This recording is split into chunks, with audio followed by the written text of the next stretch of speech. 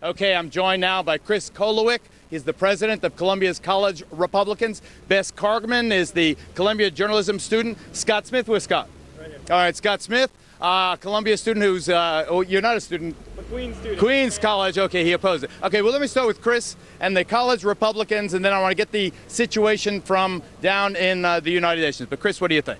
Well, first let me say I have a profound respect for people who oppose the visit at all. But I do believe that Columbia is an academic university, and if there's a place for discussion, it should be here.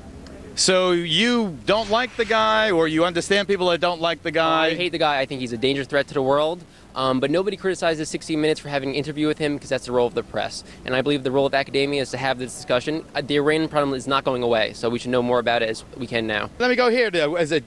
Jonathan Backer, media director of the Columbia University College Democrats. Okay, so that was the Republicans. Here are the Democrats. What do you say? I say this is an amazing opportunity. We have a chance here to subject President Ahmadinejad to a raw and energized version of this country's First Amendment tradition. This is an opportunity to force him to answer tough questions and use the First Amendment to start a new dialogue in this country. And that's what Democrats think should be happening here tomorrow. Oh, okay. Hey, John, let one of those kids with the sign through. Who's holding one of those signs?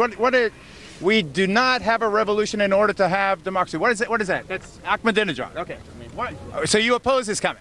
I oppose his coming because I feel like... Let's hear it. Mom, watch. Make way. I oppose his coming... Oh, hi. Hold it up. I oppose his coming because I feel like it's a gesture from the university. And I don't oppose dialogue, but I don't think that the university should be endorsing his presence or his opinions.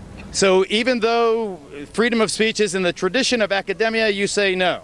I say no. All right. Bess, what do you say? Well, first of all, the rallies are going to be crazy tomorrow, so there are a lot of Republicans who do not feel that Ahmadinejad should come at all. I'm Jewish, and yet I do want to hear what he has to say to my face, if I can get a ticket. Hold it up again so I can see you. All right, Peter, get a shot of the... Can you? All right. All right. Tell me what... I see the obvious, the 10 Commandments there, and you got the Nazi symbolism. Well, the man who runs Iran has said things that sound very much like Nazism. Says Holocaust didn't happen, and Jews don't deserve the land, and Israel shouldn't exist, and he's got weapons, and he's going to wipe them off. So do we invite him here?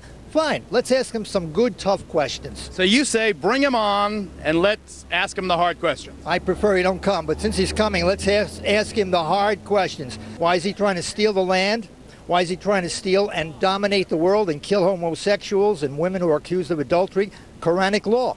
It's the simple truth. Okay, here, let's get your opinion. First of all, introduce yourself, both of you. My name is Mohammed. I'm a grad student here at the journalism school, as well as vice president of Society of Professional Journalists.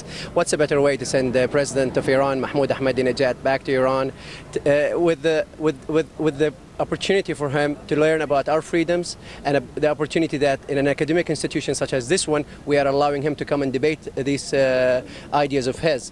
That's why students come to universities, so they can discuss difference of opinions and ideologies. I think my name is Sandra Larriva. I am a student at the Graduate School of Journalism, and I think this can only... Can I ask a silly question?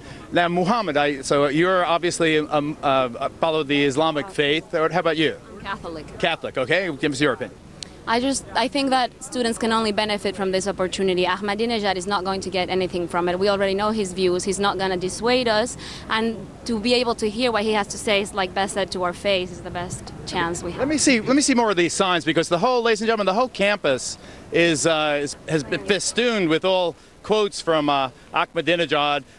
Here's one from December 14th, 2005. Today, European countries have created a myth in the name of the Holocaust and consider it to be above God, religion, and the prophets. What they're saying is that Ahmadinejad, as you know, has denied that the Holocaust ever existed. He hosted a major convention there that was a Holocaust denial. Peter, if you can just pan around, I just want to give the folks at home an idea. We have, I guess, 100 or more students are gathered around. Ahmadinejad, bad, Bush, worse. No war in Iran. Ma'am, what's your point? What is my point? We're ignoring by this whole fuss about Ahmadinejad, who should be able to speak so we can have a discussion rather than a war over these issues. We're ignoring the fact of the president or so-called president that we have in this country, who has led us into a disastrous war, who is expanding the war, who wants to expand But so-called the war. president is insulting, though. Well, he's insulting to us as a country. Okay. I got And he wants to bomb Iran. He wants to use nuclear weapons. Okay, The United States has nuclear weapons. Iran does not have nuclear weapons. Got it. What do you say? Well, coming from Canada, I go to Queen's University in Canada, and an institution such as Columbia, I'm just shocked that someone such as this man would be given even a voice.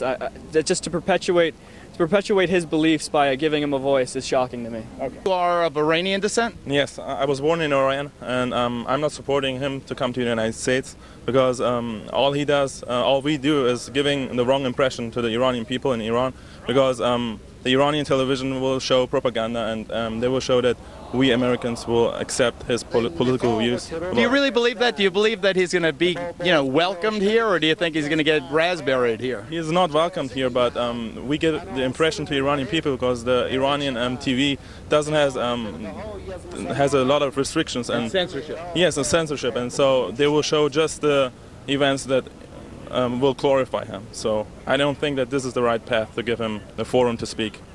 But what about freedom of the speech, though?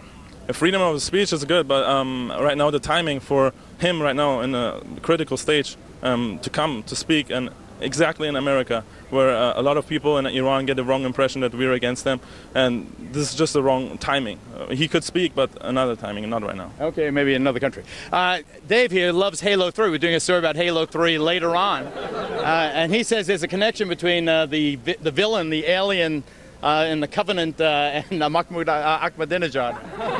There actually is. There have been a lot of comparisons lately, and it's great timing for Microsoft to come out with Halo 3, because there have been tons of comparisons lately dealing with the alien race, which is called the Covenant, and they have a lot of religious, characteristics to them that resemble the Islamic culture. And in the game, you take on the role of MC, Master Chief, who is the alien destroyer, and he is the, I guess you could say, American. Okay, well, full disclosure, this is where I trained for journalism, right in that building behind us. What do you think, John?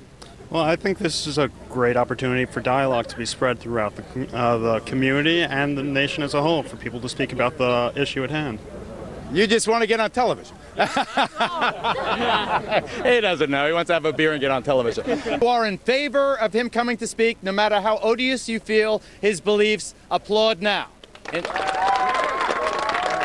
Cut. If you are opposed under any circumstances for Ahmadinejad coming to Columbia tomorrow, indicate so by your applause now. That's about 70-30. 70-30, 60-40. 70-30. 70-40 for him, for him speaking here. 70-30 for him. In favor, yep. You went here too? Yeah, I went here too. What do you think? Colombians. I think he should speak here. I think these students are so great with their comments. You know what? This is an open forum, and the greatest thing about this is you've got protests going on outside. You've got people questioning him inside. He's not going to be able to skate away with Columbia students questioning him. I think the Iranian kid was right, though. Their state TV is going to make them look like it was a ticker tape parade.